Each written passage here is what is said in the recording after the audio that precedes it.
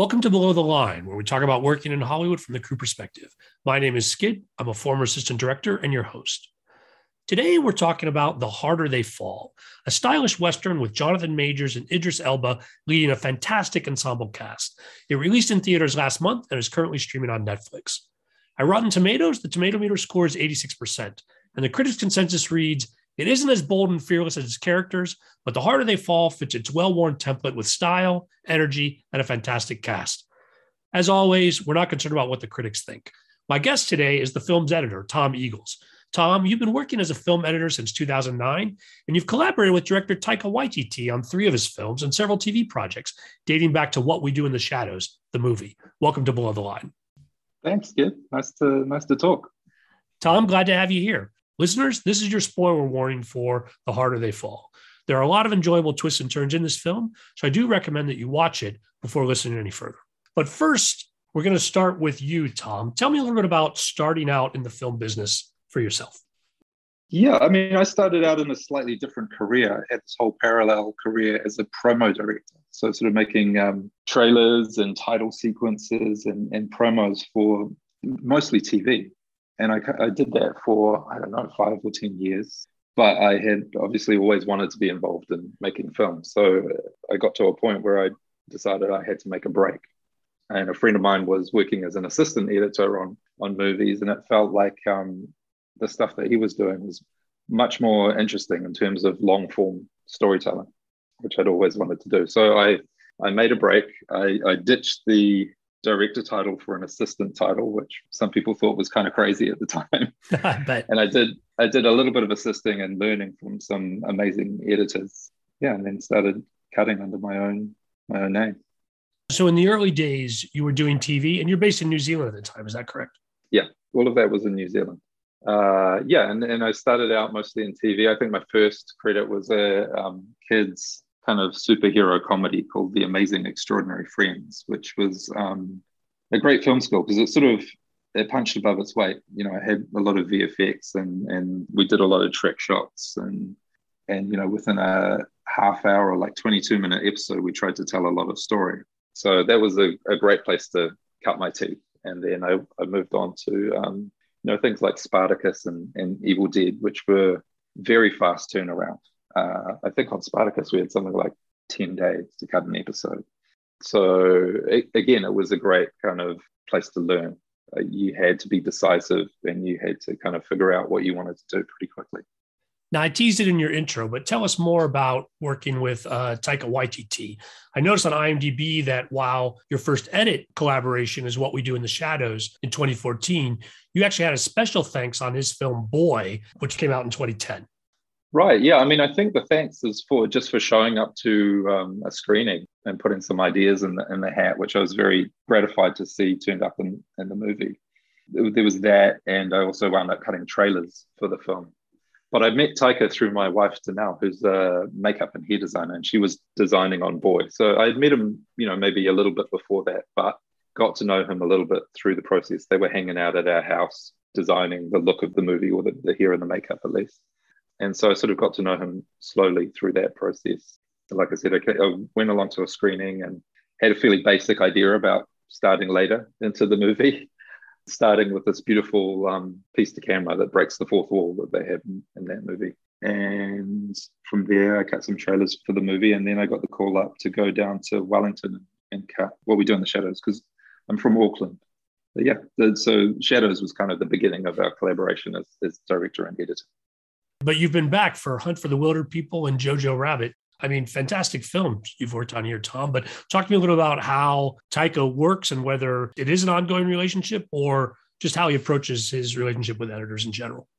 Yeah, I think it's an ongoing relationship. I'm looking to work with him again soon. But he is someone who uses a lot of editors. He uses that as a way to get kind of fresh eyes and fresh perspective on the movie.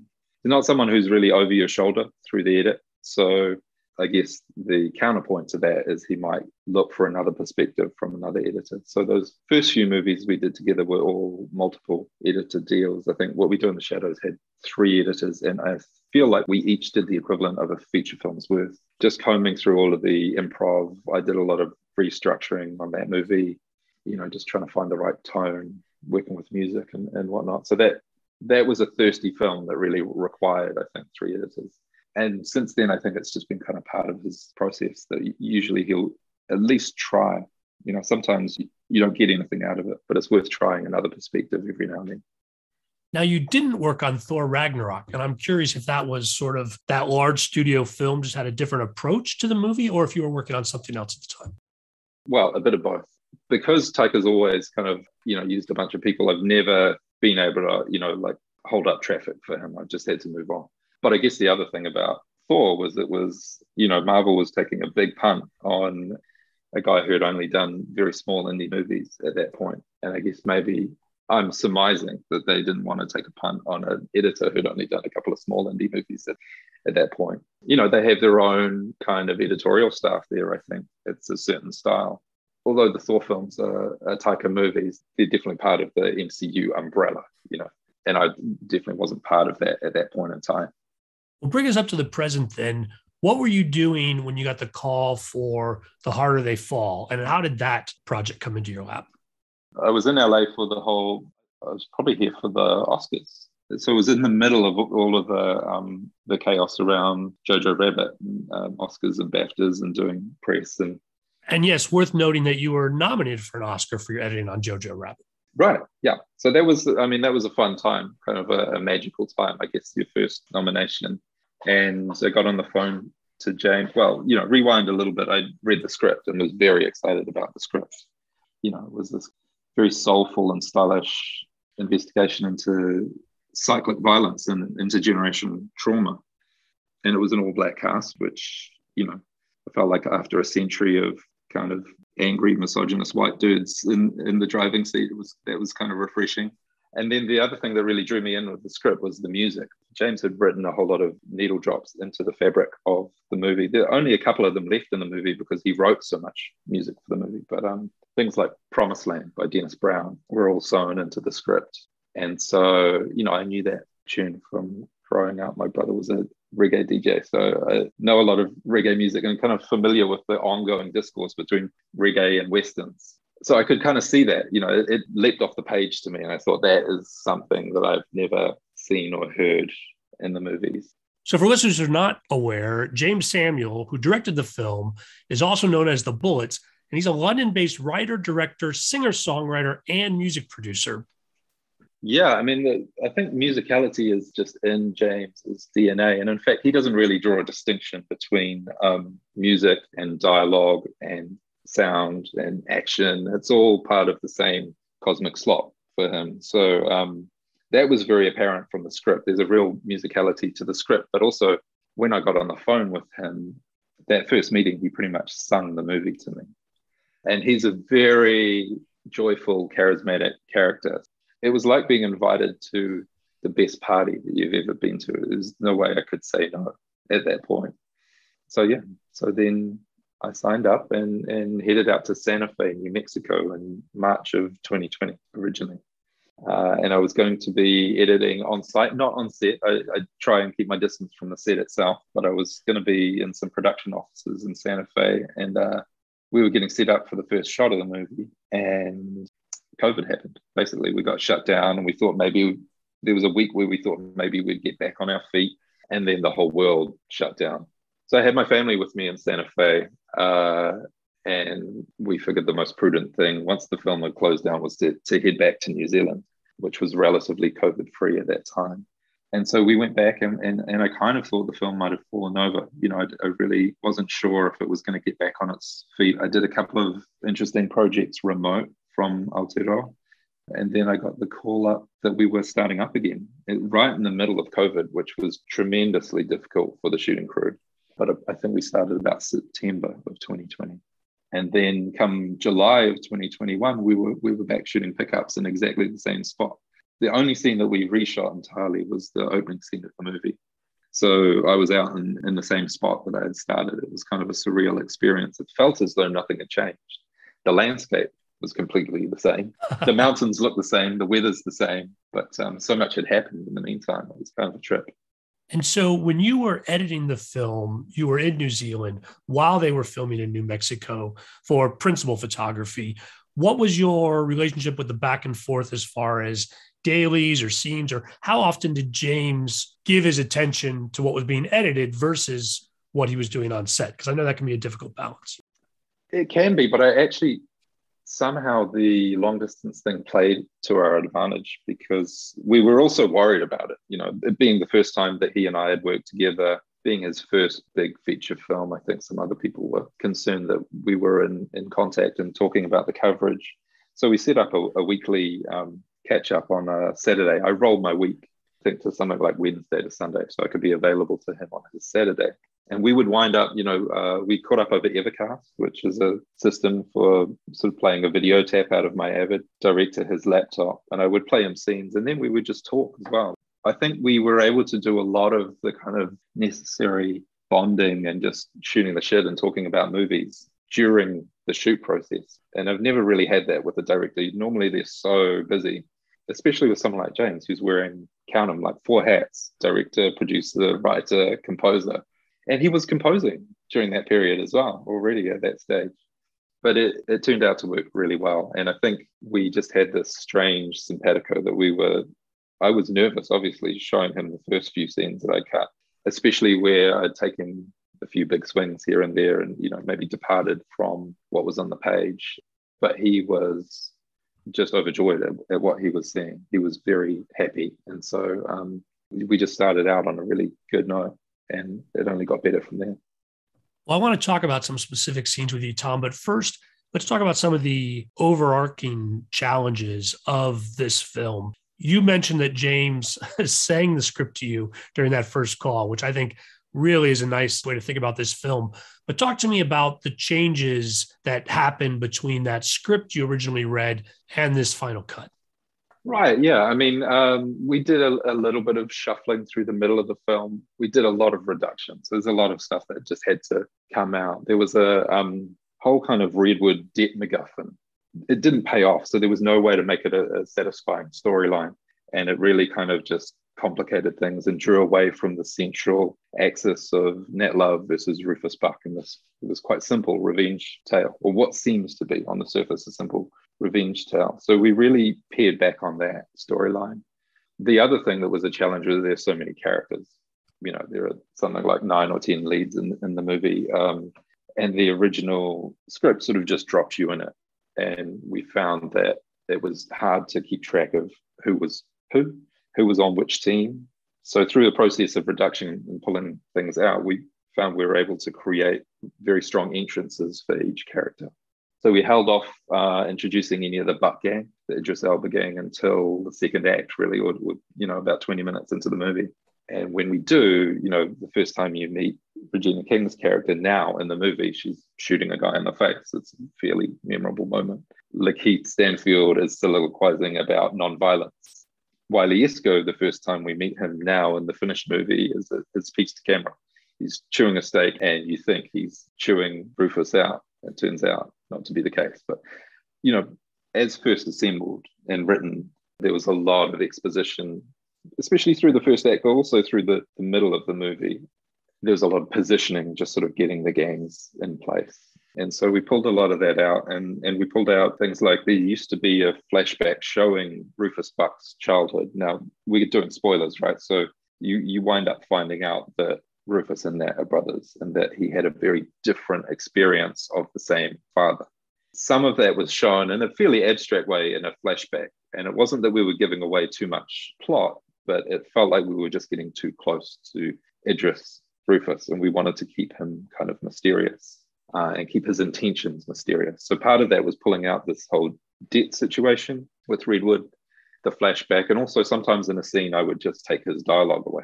So there's a scene where Mary, Zazie Beetz' character, comes into Redwood and tries to cut a deal with him. And I just took his dialogue away, and you find that, progressively she gets herself deeper and deeper into trouble, and you can see her getting more and more nervous, and he just doesn't speak. He gives her nothing. He's the rock that that she's bashing her head against, until finally he does speak, and it's fairly decisive and fairly brief.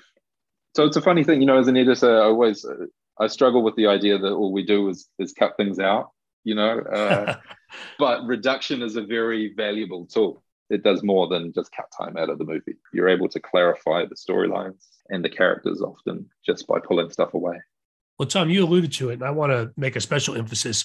What I thought was notable about this film is with the introduction of the gangs, that the characters do, in very short, quick scenes, come across as distinct individuals on both sides of the gang in a way that really does serve to establish them and leave intact the through line of it's one gang versus another gang, rather than just lots and lots of characters with backstory all over the place.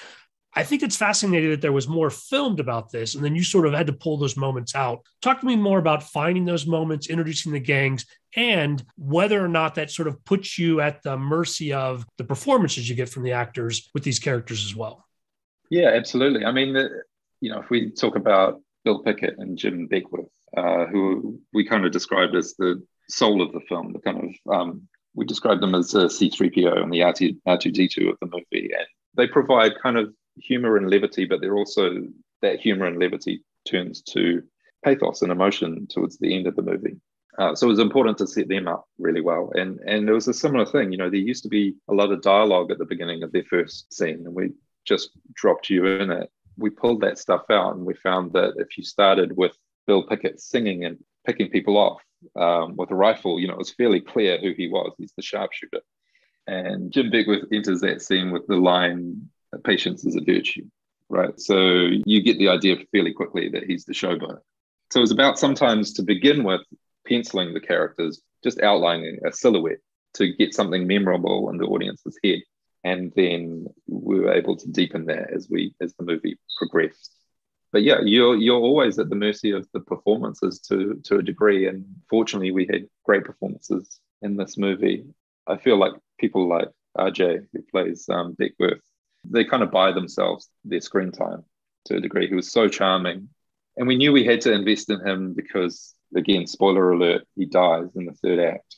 We wanted that to be a real shock to people and to really hit them emotionally. So it wasn't just about setting up the rivalry between him and Cherokee and, his famous last words, constantly promoting himself. It was also just about investing in his charm and his humor and making him someone that the audience really, really loved. And same thing with Bill Pickett, even though he's the straight guy.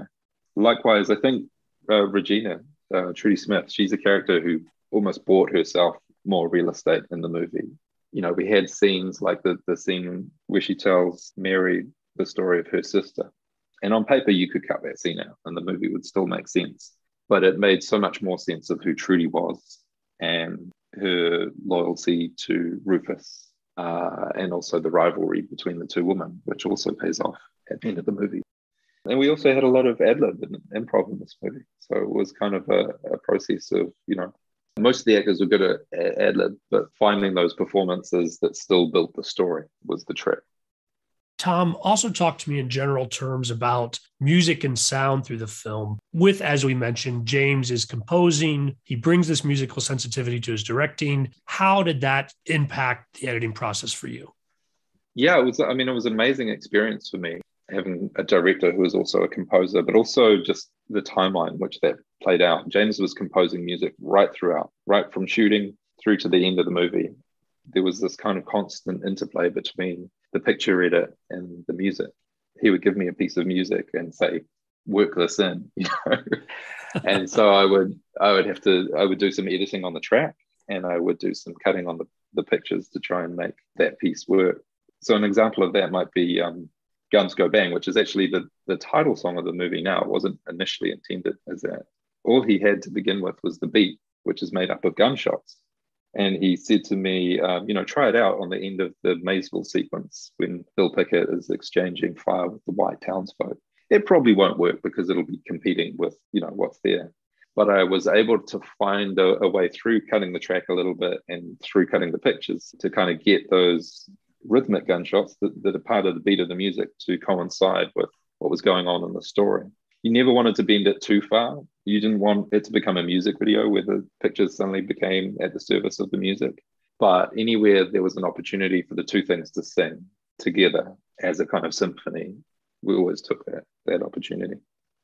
Now, as an aside, Tom, I'm curious, on a film like this, or with post-production in general, what is your relationship with the sound editor or the folks who are working sound explicitly for the film? Are they running this through and then bringing it to you? Or is a film that is this music forward taking a different approach? Talk to me a little bit about how the team is structured behind the scenes.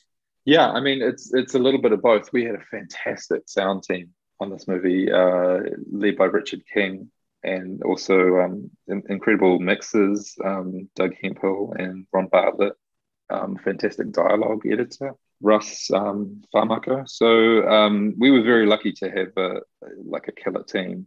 To begin, before those guys got involved, I always do a lot of temp sound work. And I felt like on a movie like this, where Jeymes is composing and he's creating such amazing music, I felt like even more I had to work harder to create, some good temp sound for sequences that I felt could be led by sound. So a good example of that is the train sequence where Cherokee and Trudy bust Rufus, Idris Elba, off the train. It starts with this face-off. Well, it starts actually with Barrington Levy, and then there's this face-off between Trudy and the train. And I always knew that I wanted a great deal of contrast there. So, the train's this big, slavering, aggressive, mechanical beast, and she's just still as a rock. And so on her side, it's very, very quiet. A little bit of wind, distant train, until those things meet. And so I tried to, I drove my assistants crazy trying to find the right sounds to communicate all of that. And likewise, as we're sort of building up to Rufus coming out of the box, the train and the metal, the case that he's in, it all sort of becomes quite alive. And I did my best to temp that with, the temp sounds that we had. I remember using some bull roarers and, a lot of wind, it's at that borderline between music and sound. And then when Richard and his team took it over, that's when it really started to fly. But I was able to do enough to hold the space. And then there's always a little interplay. He came on just ahead of our first test screening, ostensibly to mix the film for the test screening, but really just to get started. And so I had the stems for that test screening, and I was able to work with them a little bit so that the sound of the film just got progressively more sophisticated from that point on. Well, let's talk about some specific scenes. And I want to start with the opening of Nat Love with his parents. You mentioned earlier that was reshot. And what struck me was how little of Idris Elba we actually see in that scene. And I'm curious about how that scene came together, the decision to reshoot it, and what you actually had to work with. Yeah, so the initial scene was shot as a one-er, quite a complicated one-er with some hidden edits. There were some restrictions with COVID, but also just the fact of it being a one-er made it an overly technical exercise. Jeymes had to use a stunt performer for the mother, and it just became very much about getting the winner as opposed to getting the emotion that we needed from that scene. So it was the only scene, and it was unfortunate there was the opening scene. It was the only scene that we looked at and thought, we really need this scene, but it's not quite right. We labored on it for months and months, and then we finally decided, no, we need to go back out to New Mexico and reshoot it and just cover it so that we had some options in the edit. In terms of Idris and Rufus, I think we did actually have him. So that is him that you see at the door. When we open the door, you see his head start to lift. That's kind of the magic of editing. Like, that's the only piece that we use that's really Idris. And from that point on, we cut to his back. It's actually a double, which I was worried about because the real Idris Elba does a lot, even with his back. Like, if you look, there's a scene about halfway through the movie where he's just walking through town, and even his back is really expressive. But I thought the double did a great job. And with that little tease of the real Idris Elba, we were able to kind of telegraph who the character was without exactly revealing him. And then the rest is just kind of suggestion. So the next scene I want to talk about is not that further into the movie, but when Nat Love faces off with the priest with the scorpion tattoo inside the church, and it leads right into the opening credits. I mean, that was a cool scene because it really leaned into I was going to say the classic Westerns, but probably more the sort of 60s spaghetti, Leone Westerns. You had these beautiful tight shots on Nat in particular, revealing the cross on his forehead and the hands twitching towards the gun. So that was just fun.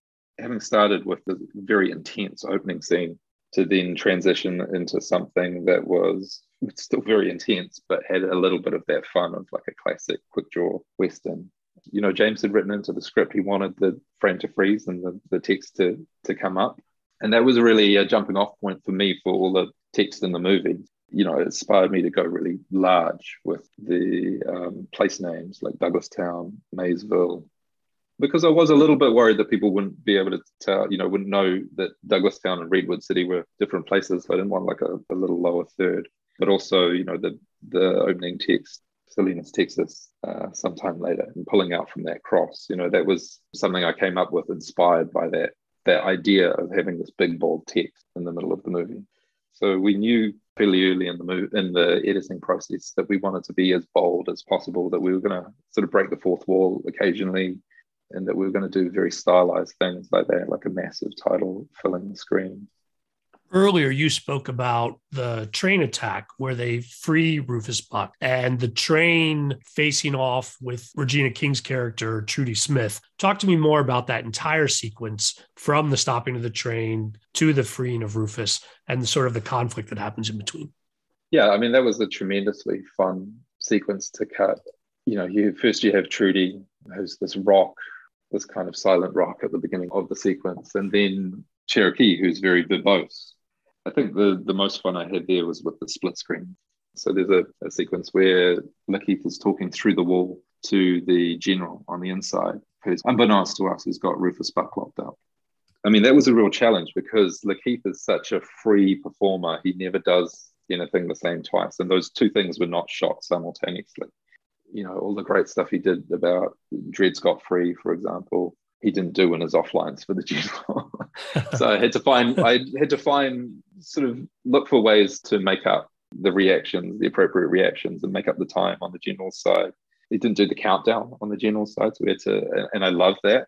So we had to find things to cut to on the general's side, because the difficult thing about split screen is you don't have complete control about what people are looking at. You can suggest, and I used cuts somewhat on the general side to try and, because Lakeith is so magnetic, to try and draw the attention to the general where we needed to.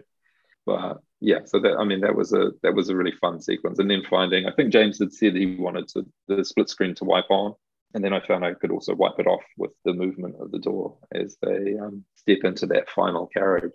So that was a lot of fun. And then just fantastic performances from those two, Regina and Lakeith, as we lead up to opening the iron box. That sequence actually was one of the ones that changed the least, I think, because it just kind of worked from the get-go, that latter half of the train scene. Well, the next scene I want to talk about is a little smaller in scope, but equally interesting, hopefully from an editing perspective. And that's when Rufus Buck does face off with Sheriff Wiley Esco. Talk to me more about the development of that encounter. We had this wonderful one-er that went, I think, probably for the whole scene or most of the scene, that sets you up for, you think you're going to fall into a traditional fight sequence like a boxing match. And then Rufus grabs the gun off Trudy, and suddenly we're in cuts, and we're cutting quite fast to some extreme close-ups of grabbing the gun and the gun smacking Wiley in the face, the tooth coming out. So we were sort of into insert land. There's a great shock value in that, sort of setting the audience up for one thing, lulling them into a sort of false sense of comfort that they kind of knew what was coming, and then hitting them with edits and cuts. And Jeymes was very particular about the kind of point of view shot that's it's almost like a GoPro type shot that's attached to the gun in the hand. And that took a lot of time to get right. It's kind of his tribute to Goodfellas. It's the gun butt scene in Goodfellas. But it was filmed it wasn't slow motion. They're just slowly bringing the gun down, because they had to make contact, but they couldn't. There's no way you could hide the contact, but they couldn't do it quickly, or they couldn't do it with any force. So it was literally about going through and finding the right frames. If I'm going to take frame 23 and I'm going to take frame 36, and then freezing for a moment there. So it was kind of Goodfellas meets Raging Bull, actually. It's taking a little bit from the Scorsese playbook. So he was very particular about those. We eventually got those right. And then I had some fun with Wiley's point of view once he's on the ground. I had the idea to double up the image of Rufus and kind of drift it about a little bit. So you just get this kind of slightly woozy point of view. And again, great performances all around. You can see when you cut to Cherokee, his kind of reluctance or ambivalence about the violence, and Trudy's delight, eagerness, just in one little cutaway, you get all of that from those two. And then the other thing I love about that is the score. You have this choir that transitions, from this quite loose, ominous background choir that kind of transitions us. It starts soaring and transition up into the next scene. So that was a process that came out of, to begin with, temping. We had a good track that Jeymes really liked for that second half. The next scene of the characters riding across the landscape. But he found a way to kind of join the two things and propel us from one mood into a complete different mood. And we kind of snap right on the beat to, from an overhead on Wiley to an overhead on Bass Reeves' wagon. So there's a lot of kind of match cuts in the movie that are timed, to music or using sound to try and give you that visceral smack from one scene into another. It's interesting how you played with audience expectations on that fight scene. Another scene, I think, where the audience might think they know what they're getting when it starts would be the bank robbery in a white town. Right. I had no idea that Jeymes was going to paint the whole town white. And this is one of the advantages of having your editor 1,000 miles away. I just laughed so hard when I saw, it was literally a white town. And so that was the only gag that I added. I added the little subtitle, a white town. Kind of echoing what Pickett had said earlier, just to push the gag a little bit over the top. Sometimes you need to do that. Again, fantastic performances, especially from Cuffy. It was, Danielle Deadweiler. It was wonderful to make her the star of this mini kind of heist movie within the movie, because you could see, every beat of her performance, from her frustration at having to wear women's clothing through to her trepidation when she steps into the bank, and her kind of shame almost against her own better judgment at what the white bank teller was saying to her, and then that quickly transitioning to this beautifully controlled anger, and she starts owning the scene, kicking ass and taking names. And that was a scene that was really fun to watch with our test audience, because they were with her every step of the way, and that was when we knew that we had it right. So yeah, and then at the tail end of that, we had, of course, the sequence that I was talking about earlier, where we really timed things to the music to propel us out of the scene. So there was just a really fun kind of heist movie within the movie. And I do love heist movies. The final scene of the movie, we are serving audience expectations here in the sense that there is a big gunfight between the rival gangs. There are so many beats, though, in this, and separate encounters and individual scenes. Talk to me about what struck you as the most memorable from an editing perspective of this entire sequence. Yeah, I mean, it was a very challenging sequence to cut. It was kind of all of the challenges of the movie coming home to roost in terms of the number of characters and storylines that we had to keep afloat. Everyone's fighting in different parts of the town, and so trying to find the right rhythm to intercut those things and where to place those things. Jeymes was not too precious about the scripted order. So we mixed things up a little bit, and we found that it was good to kind of keep everyone on the same page emotionally. So we have this really fun, I mean, the core of that, to me, the part that I enjoy the most is the fight between Trudy and Mary, Regina King and Zazie Beetz. It's been brewing a long time, and it's just this kitchen sink fight. And it's done in this dye factory. So you've got all of this sort of color and explosive energy that really mirrors the fight itself. But again, you're bringing out the details on that. Yeah, again, the production design was inspiring, the choreography and the physicality that both of those performers put into it. That was kind of the fun section. We decided to divide it up, and I think we had maybe originally scripted some of the deaths to happen during that period. And we kind of cleared the decks and just said, we're going to have fun for like 5-10 minutes of the movie. And then all of the deaths and tragedies and whatnot are going to be backloaded into the tail end of the film. So everyone's kind of, even though they're in different places, they're on the same page emotionally. And that kind of leads us into, the final showdown between Rufus and Nat. But yeah, it was tricky. We had bits and pieces being shot by main unit and second unit right throughout the shoot. Multiple cameras rolling, all at 48 frames. So it was just a lot of material for us to go through. And there was a lot that could have slipped through the cracks. So I was talking to Jeymes constantly about what we needed for that sequence. And sometimes, with his direction, directly in contact with second unit. We had a fantastic team there. just to pick up any, little beats that were missing. So at one point we didn't have any shots of Carson, the kind of Rufus Buck gang sharpshooter, shooting anyone. So we had to go back and pick those up. Now, the one death that does take place before that fight, and we alluded to it earlier as well, but where Jim Beckworth falls at the hands of Cherokee Bill. And that really is sort of there's a literal powder keg earlier, but that moment propels us through the end of the film. Talk to me a little bit more about editing that key pivot point of the film. Yeah, I mean, again, it's about expectation. So we've really, really built up the countdown and the kind of simmering tension between the two characters and all the other players to deliver you towards what we think is going to be a traditional fast draw, and then, subverting it by cutting the fast draw short at 3. And then we drop into the split screens, which was, again, something Jeymes had scripted. It's kind of like a moment of frozen time, and then everything turns to complete pandemonium after that fact. So you're right, it really is the pivot point, and I hope that people don't see it coming, but it sort of propels us into a slightly different Act 3 showdown than maybe we were anticipating. The Love Gang is back on the back foot. Have really been hit in their heart. We talked about Pickett and Beckworth being the soul of the movie in a way, and hopefully you feel that when Beckworth dies.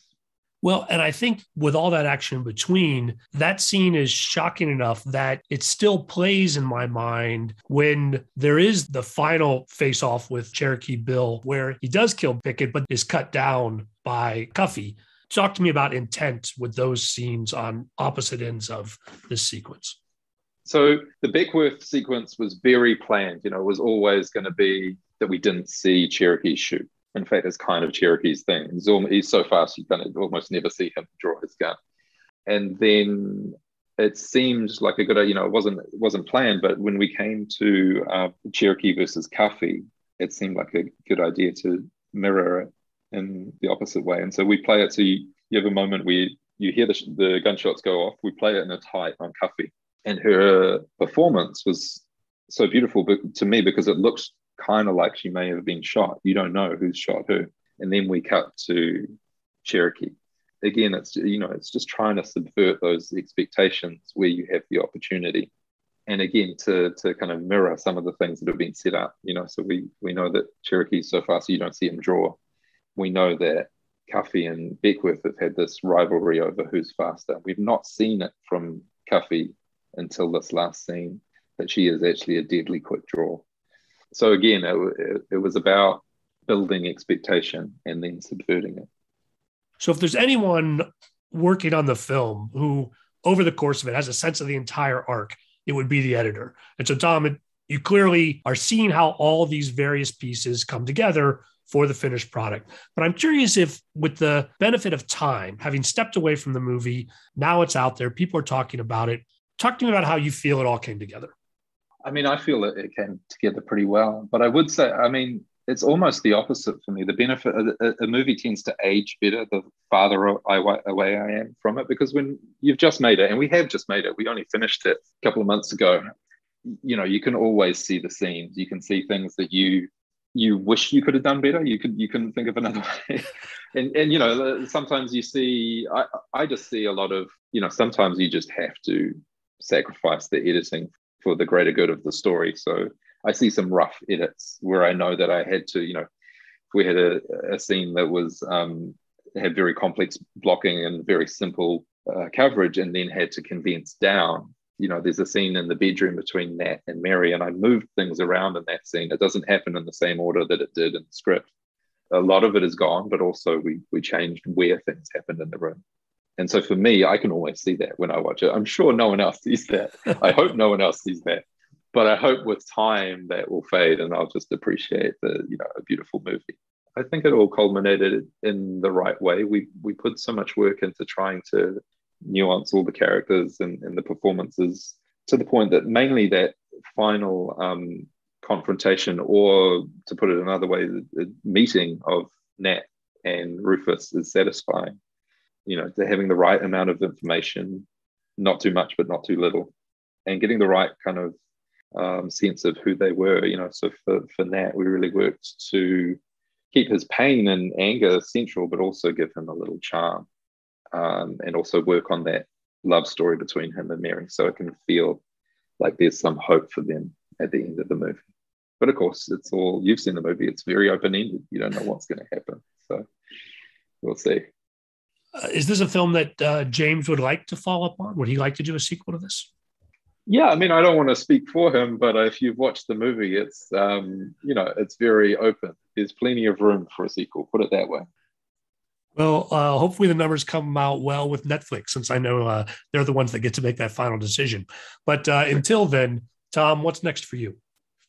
I'm not sure if I can talk much about what's next. I'm hoping to do another little project with Taika. Just have to get things timing right. I'm also hoping to stay in sync with Jeymes. And I have a project coming up with Boots Riley, who I'm very excited about working with for the first time. It's hard to try and stay in sync with these directors that you love working with, but I'm hopeful that I can kind of do all of those things. Well, Tom, I appreciate that you're able to sync up with us. Really enjoyed talking about this film and all the work that you put into the editing. Thanks very much for joining us here on the show. Thanks very much, Skid. It was a pleasure talking to you. Listeners, I hope you enjoyed the episode. If you're new to the podcast, please peruse our catalog, see what else might interest you. All episodes are available at the website, below the line, oneword.biz. That's B-I-Z. All episodes of the podcast are also now on IMDb, so you can cross-reference the film credits of my guests. Please subscribe wherever you get your podcasts and rate us if you like what you hear. If you've got questions or comments, you can send email to skid, S-K-I-D, at belowtheline.biz. If you're on Facebook, you can find photos and other behind-the-scenes materials at Podcast Below the Line. And finally, you can follow the podcast on Twitter and Instagram. It's at Pod Below the Line. Thanks to Curtis Five for our music and John Wan for our logo. The logo is available on t-shirts, mugs, and stickers at redbubble.com. Loyal listeners, you are much appreciated. If you're enjoying the season, tell your friends. We'll be back again next week.